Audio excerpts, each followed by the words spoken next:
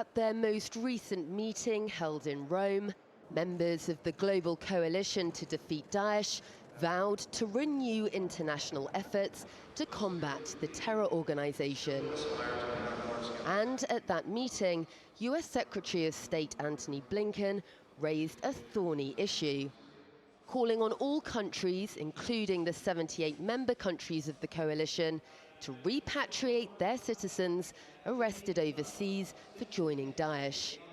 There are currently around 10,000 Daesh members being held in Syrian detention camps, a situation described by Blinken as untenable. There is a need for countries to take action to repatriate foreign fighters that come from those countries, to prosecute them where appropriate, to rehabilitate and reintegrate them where appropriate. But not all countries are heeding that message. Right now in UK courts, lawyers are continuing to fight the case of British woman Shamima Begum, who had her citizenship revoked in 2019. Shamima Begum left the UK to join Daesh in 2015 at the age of 15. She can be seen here in this video with two friends on the journey that would take her to Syria. She is now one of the many foreign nationals detained in Al-Roj camp in Syria. In 2019, the Home Office stripped her of her citizenship, saying she was a threat to national security.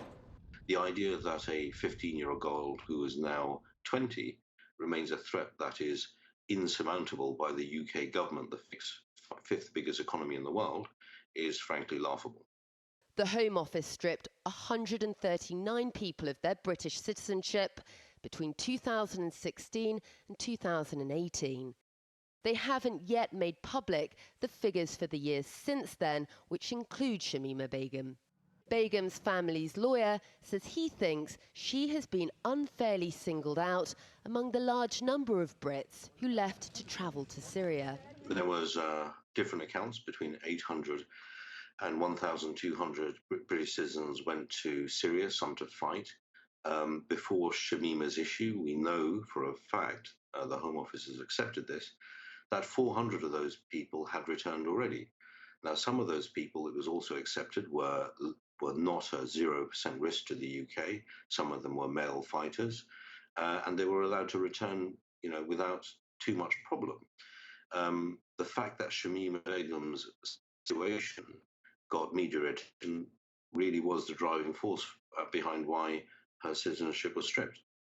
With the US now adding to the growing voices calling for repatriation of people like Shamima Begum, the UK may be forced to reassess their stance. Sarah Firth, TRT World.